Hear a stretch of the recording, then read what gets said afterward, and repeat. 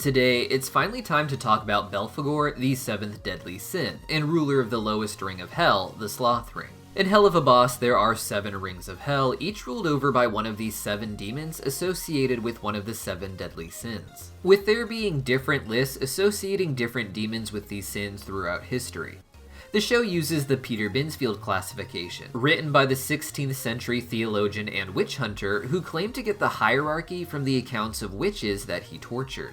It was pretty identical to an earlier list called the Lantern of Light, however, with Binsfield's list just rearranging the names and adding some new ones, such as Belphegor for the Sin of Sloth. Belphegor makes sense as the deadly sin of sloth, as the early writings had him rebelling against heaven simply because he did not want to do all of the labor associated with being an angel. After being banished to hell, he was sent to create machines there that did all of his hard work for him so that he could spend his day resting. In the Helliverse, Belphegor was made into a woman, and she was given a very different form from the generic troll demon appearance in the real-life artwork. In the show, Belphegor appears to be a lamb, matching some of the native species of her ring, which appears to be goats and sheep, who, like Belphegor, also appear to have a candle on their heads. The Sloth ring itself has a bright pink sky and looks to be the most fancy of the 7 rings on such a wide scale, though there could always be worse parts of it that we haven't seen yet. It has constant streams of water falling from the sky, which are believed to be leaking from the Envy ring just above, which is theorized to be an entire ocean. While some medical facilities do seem to exist in the other rings, the Sloth ring became known as the medical capital of hell, with important demons being rushed to the Sloth ring hospitals when they need medical care, such as Stolas after being kidnapped by Stryker and facing some pretty severe injuries that we might imagine him needing quicker medical care for. Sloth seems to make a lot more money off of its medical industry than the other rings do off of theirs, but its system is still slow and bloated, making it entirely inefficient to actually help demons. And it seems much more like a way to get the different demons of the different rings to get hooked on pharmaceutical drugs. Some of these, such as sleeping pills, can be purchased right on your hell phone, with the sleeping pill app being seen on Blitz's screen alongside other apps paralleling the different deadly sins. In Stolas' home, we can also see that he has happy pills that are Belphegor branded, and these are so easy to get that he goes from taking just one pill early on to taking entire handfuls when he needs it later, explaining why the residents of the Sloth ring in particular are frequently seen as drugged up and sleepy.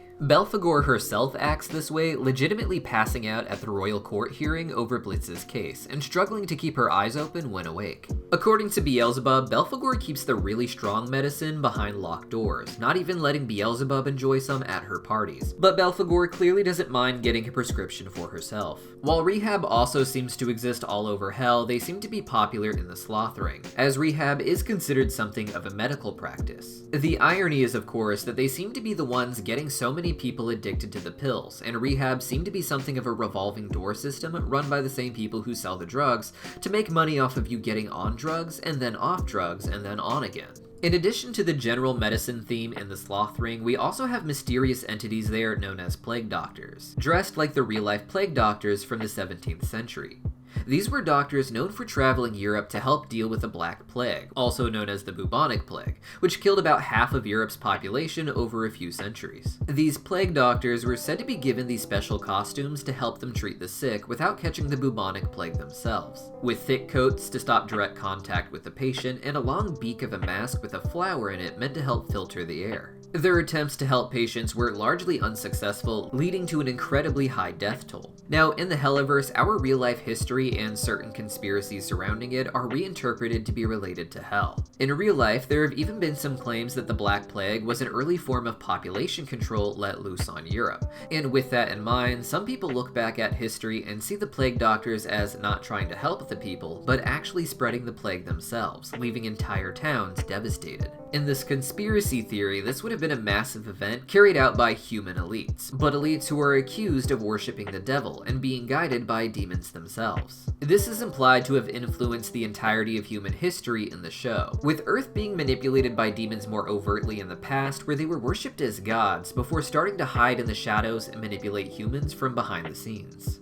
We see this in the show with succubus taking on disguises to seduce humans, infestors haunting buildings on Earth, and imps are even implied to perhaps have fought in human wars. Hell seems to want the souls of sinners more than anything, so if they were carrying out a mass death of humans on Earth, it may have been at a time when humans in particular were known to be particularly sinful, but with an understanding that this age was ending, and it would be better to kill as many of the humans as swiftly as possible to claim their souls. It also may have been a time when humans weren't considered sinful enough, and Hell thought that the only way to get them to return to sin would be to destroy half of the population, perhaps focusing mostly on their religious classes. Either way, the influence of the Sloth Ring in particular on Earth has not ended, it would seem, with us getting an entire episode built around Blitz going to the Sloth Ring to try and find his sister. There, he tries to track her down to a pharmacy, and despite how above board the place looks, Barbie Wire's job ends up being to use an Osmodian crystal to steal heroin, seemingly a black market purchase. Today, the plague doctors in Hell seem to just work at the hospitals, perhaps actually having powers relating to medicine that can be used either to hurt people like they do to humans on Earth,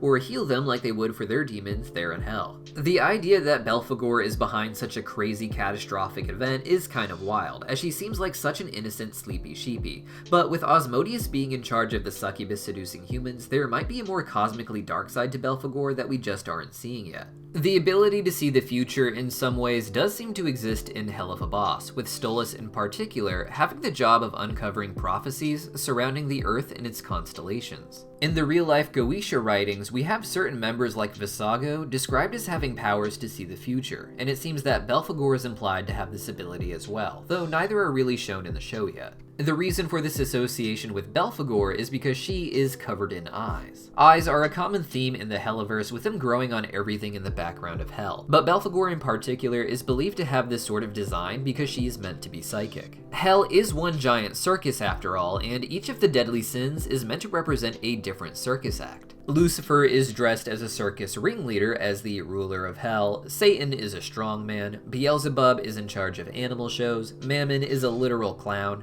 Osmodius is a magician with succubus showgirls, Leviathan is a two-headed freak show, and finally, Belphegor looks like the kind of fortune teller you would meet at a circus or carnival. And as one of these 7 deadly sins, she may have some of the best gifts of prophecy in Hell. It could also make sense that she's so sleepy beyond all the pharmaceutical drugs she takes because maybe her dreams in particular are where she gets her prophecy, similar to how prophecy often works in the Bible and in mythology, with important characters receiving dreams of what is to come. With that in mind, perhaps the Black Plague was such a specific event led by Belphegor because she foresaw it as the best course for Hell to take as a whole, the perfect moment to have such a massive death toll for one reason or another. Now, Belphegor is a bit interesting to me because out of all the sins in the show, she's the most like her own people.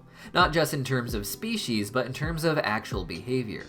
Lucifer as a fallen angel is a separate entity entirely from the earthborn sinners, and Satan has convinced the imps that he is their giant god. And even Beelzebub as a mammal like the other hellhounds is something rather eccentric compared to them. But Belphegor is just a bigger version of the demons from her own ring, not just in body but also in mind, embodying the lowest level people in her system instead of the more clear-headed ones that we meet here and there. When it comes to Belphegor's radically different design from the source material, there appears to be an attempt to merge her with the entity Baphomet. Baphomet is a goat-headed figure with breasts, and he has no association with Belphegor's more original troll-looking design. In the show, Belphegor isn't a perfect copy of Baphomet either though, being a sheep instead of a goat. They still may make Belphegor the in-world equivalent to Baphomet, but with the sheep design used because we associate sheep with sleep and sleepiness, with the tradition of counting sheep at night to help you fall asleep. However, there's also the possibility that Belphegor isn't single, and instead may be married to a goat-headed Baphomet who rules the Sloth Ring alongside Belphegor, but with Belphegor alone being the deadly sin of sloth. Not every royal wants to date an imp after all, so it would make sense for some of the real-life inspired demons to be paired up romantically in the show. We've also seen one of Millie's brothers even has a tattoo scar on his arm of Baphomet with not just the candle, but with the horns we associate with the goat-headed Baphomet. But that may be an earlier design decision that wasn't made with Belphegor's final lore in mind. When it comes to the real-life Baphomet, the mythology is rather interesting, as he isn't associated with the demons of the Ars Goetia or the Seven Deadly Sins, or the general idea of demonology where those come from. Instead, Baphomet was an entity that the Knights Templar were accused of worshipping back in the 12th century. The Knights Templar were an order of knights who helped provide transport to Israel for Christians, protecting their wealth on the way there. They amassed a large amount of power through donations, but when a king who owed them money accused them of devil worship, the order was quickly shut down, with its members being tortured and put to death. After being tortured into admitting to devil worship, its key members would recant their claims at their executions. But in the centuries that followed, conspiracy theories would arise that accused the Knights Templar of finding secret knowledge for summoning spirits while excavating Israel, where they would make contact with an evil entity known as Baphomet. The claims and accounts of Baphomet were not so concrete, but the later occultist Eliphas Levi would create the depiction of him that we have today as a goat-headed entity, meant in his philosophy to represent balance. This would later be adopted by Anton Levy as his image for Satan in the Church of Satan in the 1960s. This made Baphomet transition from something more occult and esoteric to something more distinctly demonic and satanic, the way we think of Satan himself, a very Christian devil-type character. If you want more information on Baphomet, however, consider checking out the video I made on the anime Serial Experiments lane over on our channel Random Universe. It's a bit different in tone than Helluva Boss, but it's a great anime to watch and hopefully an educational video even if you haven't seen the show, as it really gets into the ins and outs of Baphomet's history and the supposed attempts to summon him throughout history. And if you really like lore, consider joining our channel's Early Access membership club. If you sign up, you get access to really cool icons that you can use in the comments down below, which include some of your favorite characters. And you get early access to the segments of our larger lore videos as I work on them, as these memberships help us produce more of those. Right now, we have drafts of a project I'm working on to explain the story of Lucifer hidden in the Bible using Hazbin Hotel and Helluva Boss as reference, so consider signing up if you want to see that. See you guys next time.